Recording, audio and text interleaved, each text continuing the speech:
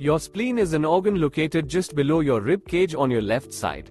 A number of conditions, from infections to liver disease and some cancers, can cause an enlarged spleen, also known as splenomegaly. Most people don't have symptoms with an enlarged spleen. The problem is often discovered during a routine physical exam.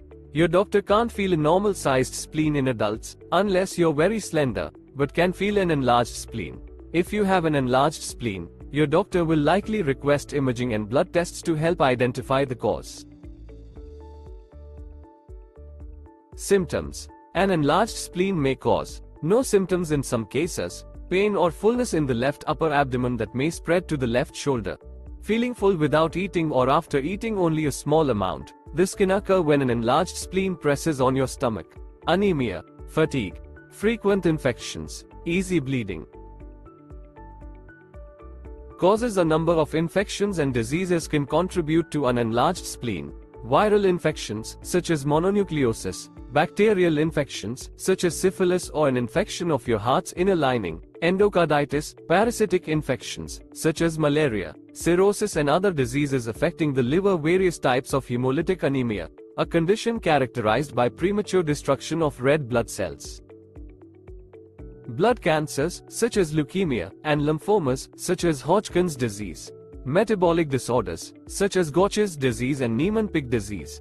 Pressure on the veins in the spleen or liver or a blood clot in these veins. How the spleen works. Your spleen is tucked under your rib cage next to your stomach on the left side of your abdomen. It's a soft, spongy organ that performs several critical jobs and can be easily damaged. Among other things, your spleen filters out and destroys old and damaged blood cells, plays a key role in preventing infection by producing white blood cells called lymphocytes and acting as a first line of defense against invading pathogens, stores red blood cells and platelets, the cells that help your blood clot. Risk factors. Anyone can develop an enlarged spleen at any age, but certain groups are at higher risk, including children and young adults with infections, such as mononucleosis, people who have Gaucher's disease, Niemann-Pick disease, and several other inherited metabolic disorders affecting the liver and spleen. People who live in or travel to areas where malaria is endemic. Complications. Potential complications of an enlarged spleen are infection. Because an enlarged spleen can reduce the number of healthy red blood cells, platelets and white cells in your bloodstream, you may develop frequent infections. Anemia and increased bleeding also are possible. Ruptured spleen. Even healthy spleens are soft and easily damaged, especially in car crashes. When your spleen is enlarged, the possibility of rupture is far greater. A ruptured spleen can cause life-threatening bleeding into your abdominal cavity. Tests and diagnosis. An enlarged spleen is usually detected during a physical exam. Your doctor may confirm the diagnosis of an enlarged spleen with one or more of these tests. Blood tests, such as a complete blood count to check the number of red blood cells, white blood cells and platelets in your system. Ultrasound or computerized tomography (CT) scan to help determine the size of your spleen and whether it's crowding other organs. Magnetic resonance imaging (MRI) to trace blood flow through the spleen.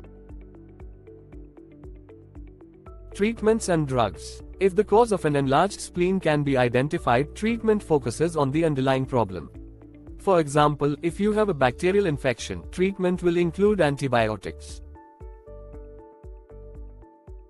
If you have an enlarged spleen but don't have any symptoms and the cause can't be found, your doctor may suggest watchful waiting. You'll have to see your doctor for evaluation in 6 to 12 months or sooner if you develop any symptoms.